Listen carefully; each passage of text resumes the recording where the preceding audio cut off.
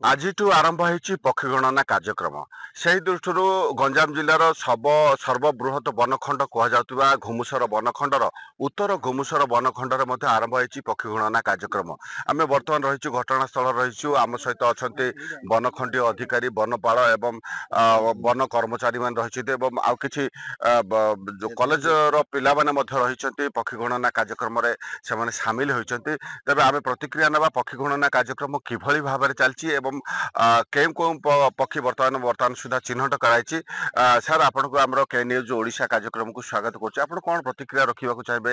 ଯେଉଁ ପକ୍ଷୀ ଗଣନା କାର୍ଯ୍ୟକ୍ରମ ଆରମ୍ଭ ହେଇଛି ପ୍ରାଥମିକ ପର୍ଯ୍ୟାୟରେ ବର୍ତ୍ତମାନ ସୁଦ୍ଧା କ'ଣ କ'ଣ ପକ୍ଷୀ ମାନେ ପକ୍ଷୀ ଚିହ୍ନଟ କରାହେଇଛି ଏବଂ ଉତ୍ତର ଘୁମୁସର ବନଖଣ୍ଡରେ କେତୋଟି ସ୍ଥାନରେ ବର୍ତ୍ତମାନ ପକ୍ଷୀ ଗଣନା କାର୍ଯ୍ୟକ୍ରମ ଆରମ୍ଭ ହେଇଛି କ'ଣ କହିବେ?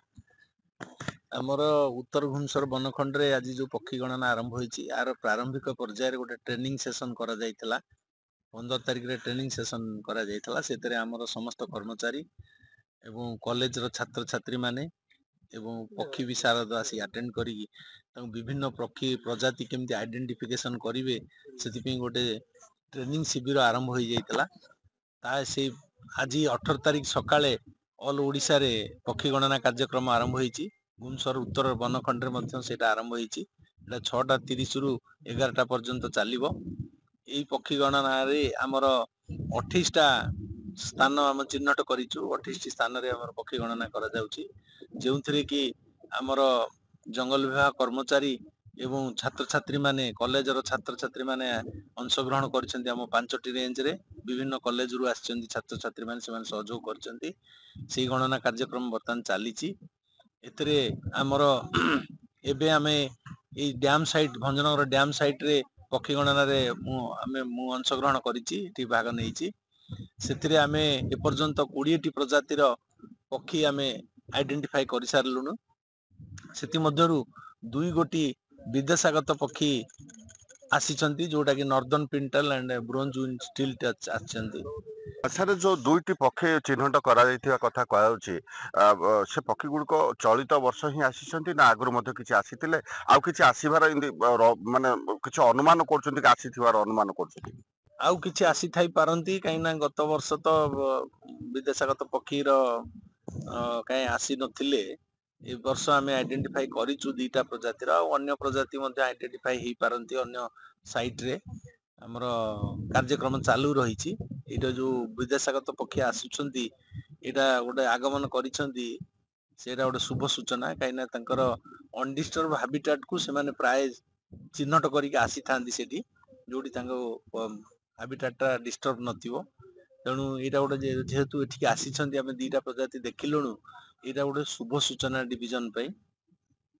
ନିଶ୍ଚିତ ଭାବରେ ସାର୍ ଆଉ ଗୋଟେ ପଦରେ ଆମେ ଯିବା ଯେ ଘୁମୁସର ବନଖଣ୍ଡ ବନ୍ୟପ୍ରାଣୀ ସୁରକ୍ଷା କ୍ଷେତ୍ରରେ ଗୋଟେ ମାଇଲେଜ କଭର କରିବାକୁ ଯାଉଛି, ଯେହେତୁ ହାତୀଙ୍କ ଠାରୁ ଆରମ୍ଭ କରି ଯୋଉ ବିଭିନ୍ନ ପ୍ରକାର ବନ୍ୟପ୍ରାଣୀ ରହିଛନ୍ତି କରିବାକୁ ଯାଉଛି। ସେ କ୍ଷେତ୍ରରେ ଯଦି ଆମେ ପକ୍ଷୀଙ୍କ କଥା ମଧ୍ୟ ଚିନ୍ତା ଯଦି କରିବା, ଇଏ ଆଉ ଗୋଟେ ବଡ ମାନେ ଗୋଟେ ଆଚିଭମେଣ୍ଟ ମାନେ କଭର କରିବାକୁ ଯାଉଛି ଉତ୍ତର ଘୁମୁସର ବନଖଣ୍ଡ।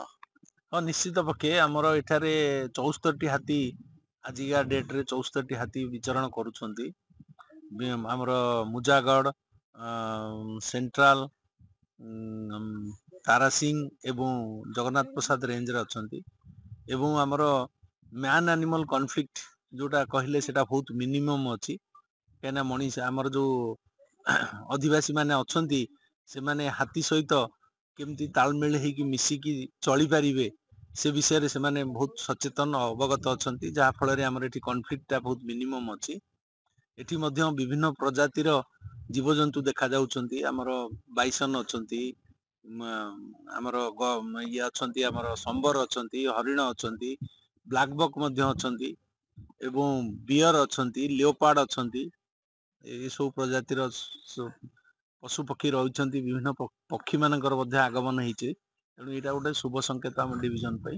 ଶୁଭ ସଂକେତ ନିଶ୍ଚିତ ଭାବରେ, ଯେମିତି ଏସବୁ ବନ୍ୟପ୍ରାଣୀ ଏବଂ ପକ୍ଷୀଙ୍କ ସୁରକ୍ଷା କ୍ଷେତ୍ରରେ ଆଗକୁ ମଧ୍ୟ ବନ ବିଭାଗ ମଧ୍ୟ କାର୍ଯ୍ୟ କରିବ, ନିଶ୍ଚିତ କଥା। କିନ୍ତୁ ଗୋଟେ କଥା କୁହାଯାଇ ପାରିବ, ଏସବୁ ବନ୍ୟପ୍ରାଣୀ ଏବଂ ପକ୍ଷୀ ସୁରକ୍ଷା କ୍ଷେତ୍ରରେ ବନ ବିଭାଗ ଯେତିକି ସଚେତନ ରହିଛି, ସ୍ଥାନୀୟ ଅଞ୍ଚଳବାସୀ ସ୍ଥାନୀୟ ଲୋକ ମଧ୍ୟ ସେତିକି ସଚେତନ ମଧ୍ୟ ରହିଥିବା ଗୋଟିଏ କଥା ସ୍ପଷ୍ଟ କରାଉଛି। ଏ କଥାକୁ ଗୋଟିଏ ପଦରେ କହିବେ କି ସାର୍? ହଁ, ବହୁତ ସହଯୋଗ ମିଳୁଛି। କାହିଁକିନା ଆମର କ୍ରପ ଡେପ୍ରିଡେସନ ହେଲା ବେଳେ ମୁଁ ଦେଖିଛି ମାନେ ଏଠିକି ପର୍ଟିକୁଲାରଲି ଭୁବନେଶ୍ୱର ଭଞ୍ଜନଗର ବାସୀଙ୍କୁ ଧନ୍ୟବାଦ ଦେବି।